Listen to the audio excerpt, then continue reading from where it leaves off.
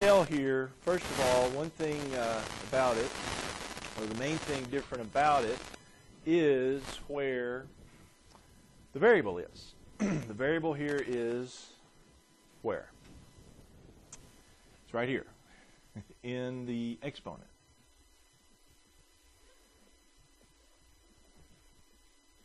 And that's significantly different. That's kind of the distinguishing mark there of an exponential function, is because the variable's in the exponent. Whereas, when we're doing the polynomial functions, the variable is in the base.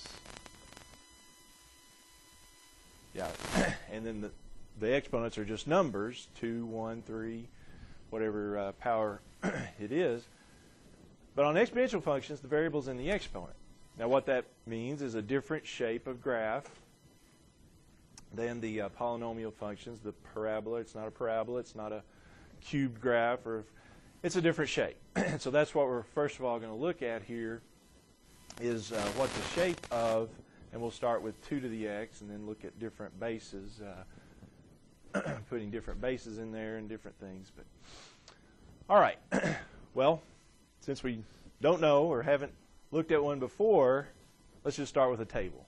Table's always a good place to start when we want to graph something, right? And well, let's just start with negative. Let's do our -3 to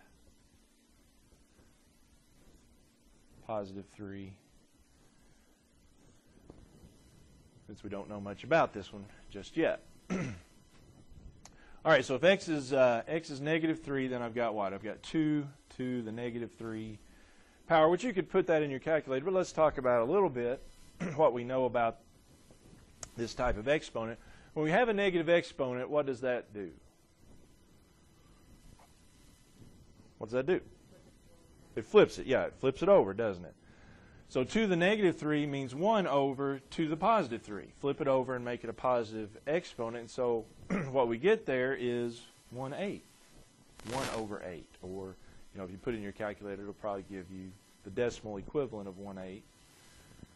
0.125 or something like that. But anyway, yeah, when x is -3, y is going to be 1/8. All right, when x is -2, same sort of thing happens. You get 1 over 2 squared, which is 1/4, isn't it? 1 over 4. And then x is -1, we get 1 over 2 to the 1, so that's 1/2. All right, then when x is 0, we get 2 to the 0. What about 0 power? 0 power of anything is 1. So when x is 0, y is 1. And then we finally get to just regular powers. 2 to the 1 is 2. When x is 2, we get 2 squared, which is 4. Then when x is 3, we get 2 cubed, which is 8. And you can see those are going to start getting really pretty big here. If we go out, even out to 4, 2 to the 4th is 16, 2 to the 5th is 32. So the values are going to get quite big, pretty quickly on that side of things. All right. So what does this mean as far as the graph goes? Well, let's move it down a little bit here. Yeah, because I'm going to need some quite large values. But all right, so x is -3. All I have is 1/8 for the y value, so it's right here, isn't it? When x is -2, it's 1/4, so just a little bit up from that. -1, it's 1/2. 0, 1, 1, 2. And then we start jumping. 2 goes with 4. 3 goes with 8. It was right there. And then we went ahead and went with 4, so that's up here at 16. Be long about there. Okay, so that gives us a pretty good idea what this graph looks like.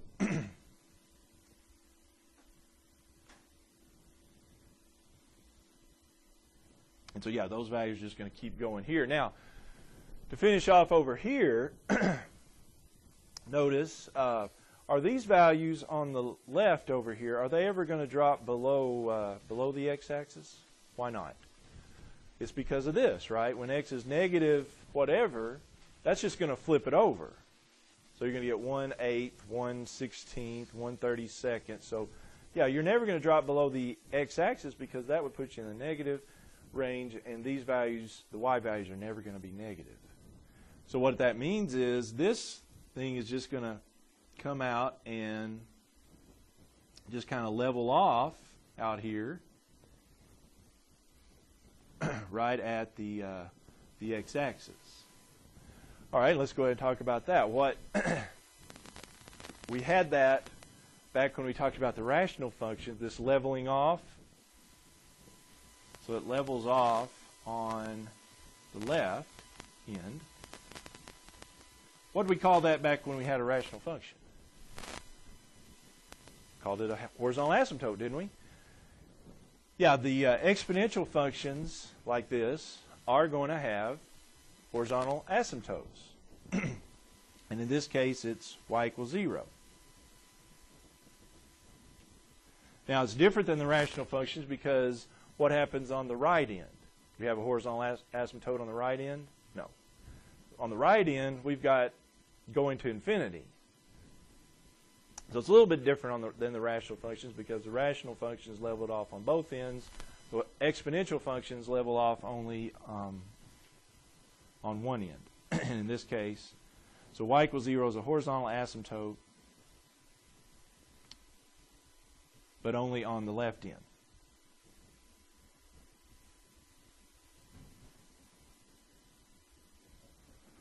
And that's what will happen on these exponents. You'll have one end with a horizontal asymptote, and then the other one will be going to infinity or negative infinity sometimes too. Okay? With me on that. All right. A couple other things here. Most of these then, we change the base. Of course, it's going to change the numbers up a little bit, but the shape basically is going to be the same. I call it kind of a hockey stick looking thing. You know, it kind of has the bow of a hockey stick. So that's what most of these exponential functions are going to look like, or the ones that we do. They're going to have this hockey stick shape to it. There'll be a slight variation on the next one, but it'll also be similar. The other thing I was going to mention to you, though, and this kind of gives us a way to distinguish between this one and the next one, this graph is said to be an increasing graph. We haven't talked about increasing or decreasing functions yet.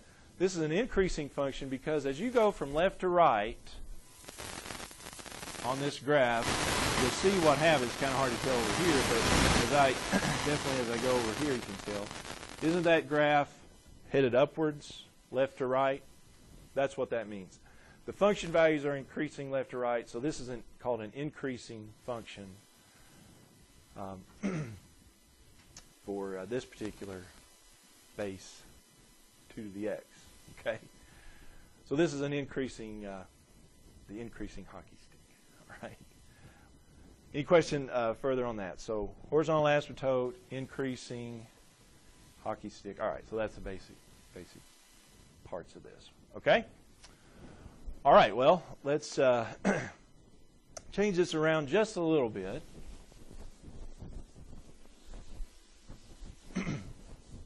That one was 2 to the x. Let's do f of x equals 2 to the minus x. So I just changed that one slight little thing there.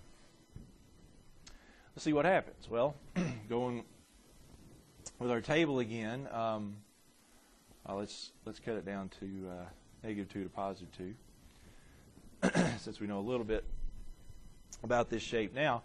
Well, what happens when I put a negative x here? Won't I have, if x is -2, won't I have this?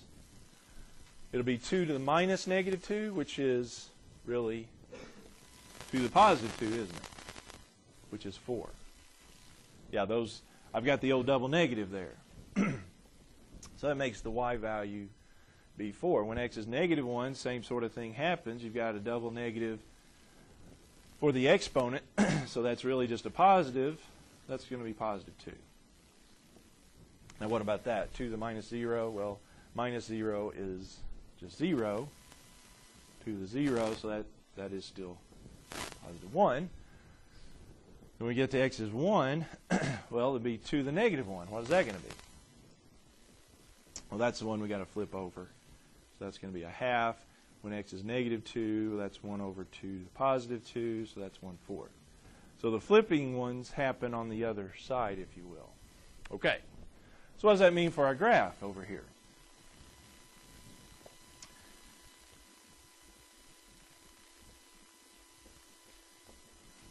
All right, so at negative 2, I'm at positive 4. At negative 1, I'm at positive 2. At 0, I'm at 1. 1, I'm at a half. 2, I'm at a fourth. What happened to the graph? Well, it just kind of flip-flopped, didn't it? Now, the hockey stick is going the other way. What'd you say? Yeah, this one, it's turned around. The hockey stick was like that. Now it's like facing the other way. That's what happens. Okay? Now, notice here again, what's going to happen out here? What's the end behavior over here? Isn't it going to level off out here?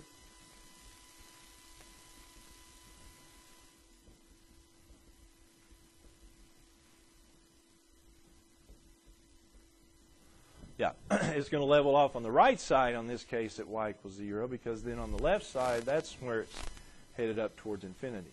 So everything's flip-flopped. Horizontal asymptote's on the right now instead of on the left. Okay? With me on that. All right, now, is this one increasing?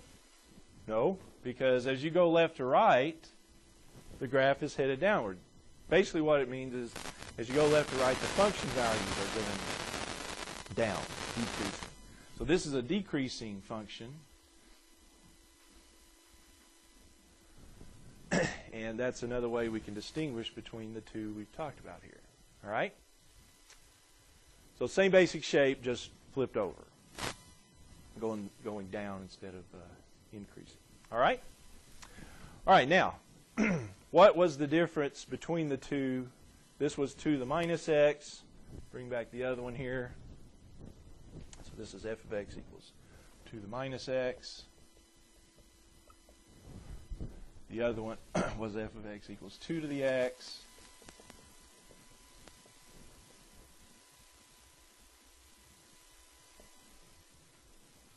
And it was increasing. All right, so what's the difference between the two? Well, it's the power, right?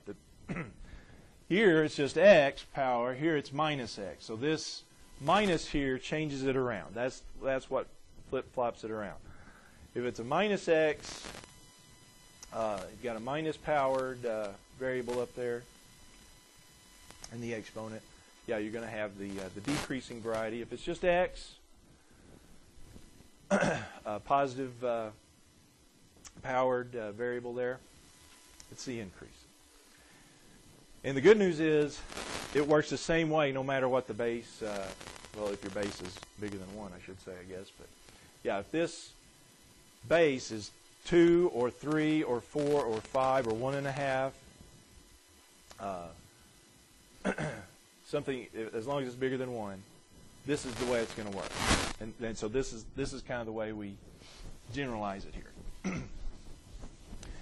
If you have f of x equals a to the x, where the base a is something bigger than 1, if your base is a fraction like 3/4,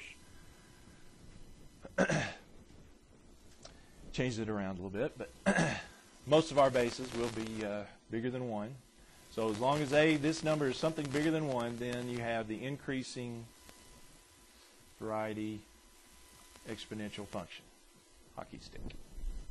Okay? Where your horizontal asymptote is on the left at y equals 0.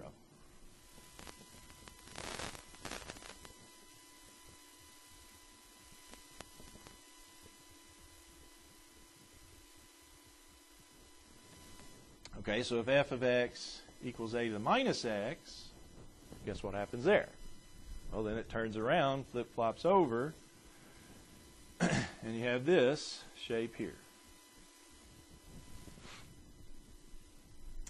The decreasing, this one's increasing also. And so, yeah, it looks like this. The horizontal asymptote is y equals 0 still, but it's on the right. And it's decreasing.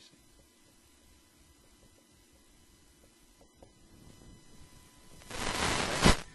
So that's a good thing about these. We can tell a lot just by looking at whether the x is a negative or x is a positive power there. Okay?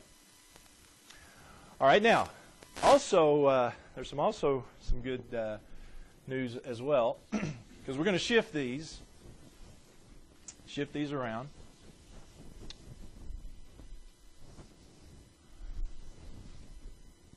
So let's say we had f of x equals 3 to the minus x plus 2. F of x equals 3 to the minus x plus 2. Well, we can see there we've got the minus x with base 3. And so, which way is this going to go? Increase or decrease? That's going to be the decreasing, isn't it? So we'll have the decreasing variety here. And then, what about this plus 2?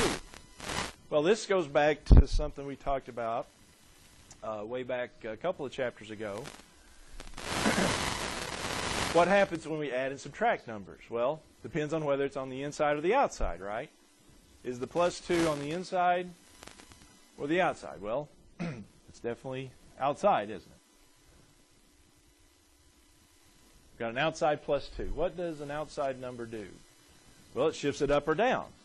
You've got a vertical shift if you've got a plus or minus on the outside. Now, plus 2, up or down? Shifts it up, yeah. So we're going to shift this graph, the regular just 3 to the minus x graph, which we know looks like, we said it was the decreasing one. And so that graph's going to be like that, but it's going to be shifted up too. So that gives us kind of a reference, something to reference here. We'll talk about a little more here in just a second. All right. Well, matter of fact, let's go ahead and talk about one thing. Since we have this graph shifted 2 units up, one thing in particular that gets shifted up is the horizontal asymptote. You know, it starts here for just the regular a to the minus x, no shift on it. It starts here at y equals 0. Well, if I shift everything up 2, where does the horizontal asymptote go to? Let's go with up 2 as well. So instead of having the 0 horizontal asymptote, we can already note here that the horizontal asymptote is now y equals 2. And that's really the main thing we can get an idea of what the points look like, but where they should be. But in particular, y equals 2 is going to be the horizontal asymptote now, not 0. Okay? All right, now, what else would I like for to see? Well, I would like to have a table of values here. If it's just shifted up, basically your -2 to +2 values should work well for us. So let's see what we get. If x is -2, now be careful with the signs here, because when x is -2, that's what I've got, isn't it? -2. And so that's going to be 3 to the +2, which is 9. Plus 2, that's 11. With me on that? Sound okay? -2, we get +11. X is -1. Well, we plug in -1 there. We got -1, so that's 3 to the 1, which is 3 plus 2, you get 5. Then we get a little easier. Let's see, 3 to the 0, 3 to the -0 plus 2. What's that going to give you? Well, -0 is same as 3 to 0. That's still 1, isn't it? 1 plus 2, so x is 0, we get y is 3. And then -1, well, again, that's flip it over. So you get 1/3 plus 2, that's 2 1/3. -2, we get 2 1/9, I believe.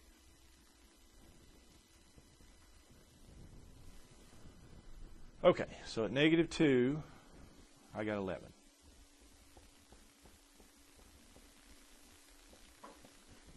Negative 2, 11, negative 1, 5, 0, 3, 1 and 2 and a third, 2 and 2 and a ninth.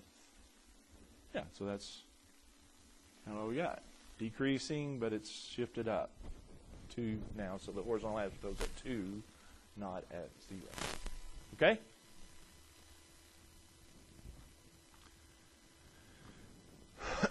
All right. Well, let's try another here. Okay?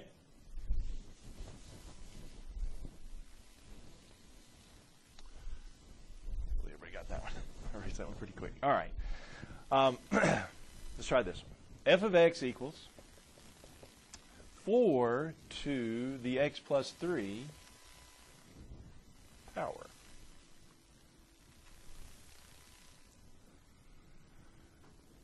Four to the x plus 3 power. Okay. Well, again, we've got a positive x1, so that's the increasing hockey stick shape looking like that. However, we've got that plus 3 with it with the x there. What do you think that's going to do? Is that going to shift it up 3? Nope. That one's on the inside. Yeah, that's with the power, so that one we would say is on the inside. The plus 3 is with the power, so it's on the inside of the exponent, if you will.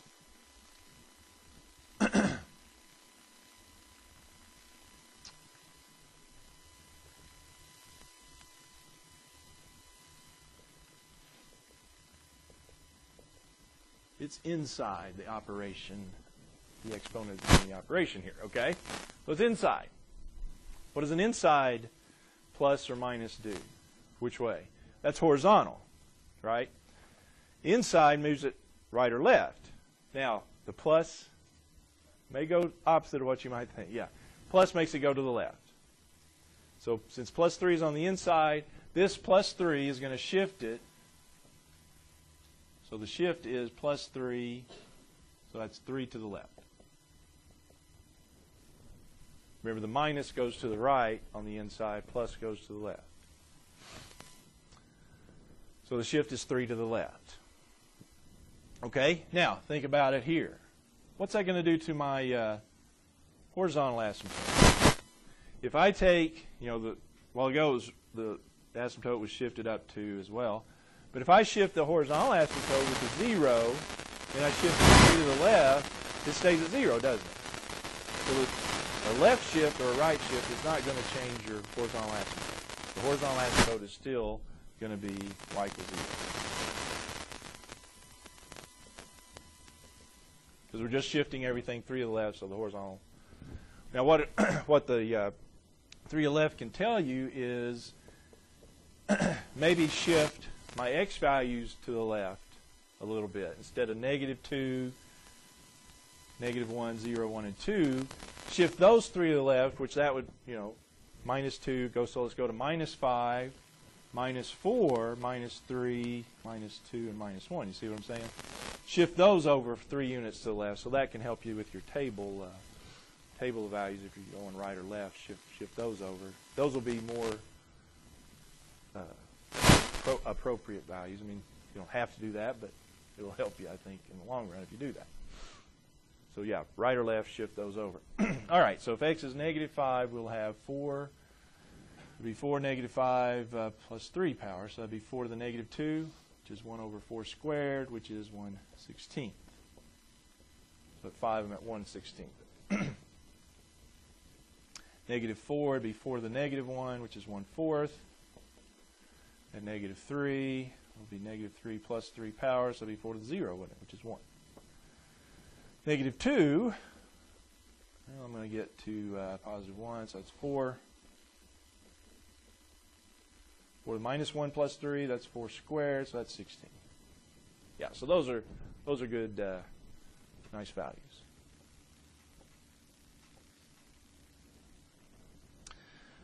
Negative 5 and 1/16. -4, I'm at 1/4.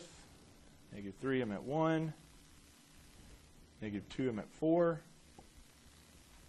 And -1, I'm at 16. Call that good right there.